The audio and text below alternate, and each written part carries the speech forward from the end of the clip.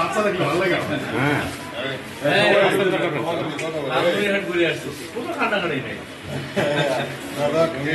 মানে বাচ্চা চুরি হয়ে যাচ্ছে, বাচ্চা ছেলে নিয়ে যাচ্ছে, বিষয়টা আসলে মানে জানানো উচিত আপনাদেরকে যে এরকম কোনো ঘটনা নাই। এর মধ্যে যে একটি ঘটনা ঘটেছিল বাজিতপুরে, সেটি হলো যে একটি বাচ্চা চুরি হয়েছিল গত শনিবার 11 তারিখ 3:30টার দিকে। সেটা অপহৃত হয়েছিল। বাচ্চাটার বয়স 8 মাস বয়স্ক একটা বাচ্চা।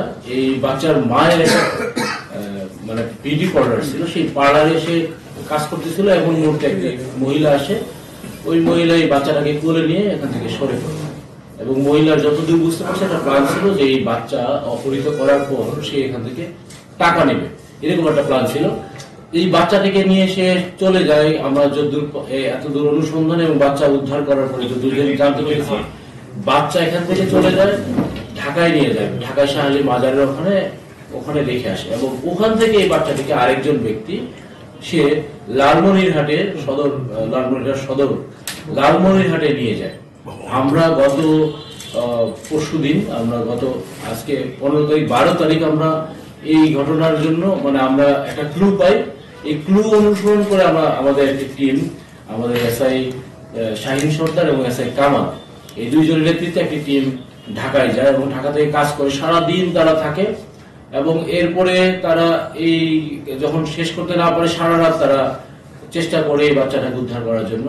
শেষ অবধি গতকালকে বিকেল 4:30টার সময়, গতকাল আমরা 14 তারিখ বিকেল 4:30টার সময় আমরা লালমনিরহাট থেকে এই বাচ্চাটাকে উদ্ধার করে নিয়ে আসতে সক্ষম হয়েছে। আমরা আজকে তার মার কাছে বুঝিয়ে দেব। মানে এই ঘটনার ক্ষেত্রে একটি মামলা রুজু হয়েছে, নারী শিশু নির্যাতন দমন আইনে একটি মামলা রুজু হয়েছে। এই মামলাটি আমরা তদন্ত করে এই ঘটনার ক্ষেত্রে যারাই জড়িত হোক না কেন তাদেরকে আইনের আওতায় আনার চেষ্টা করব।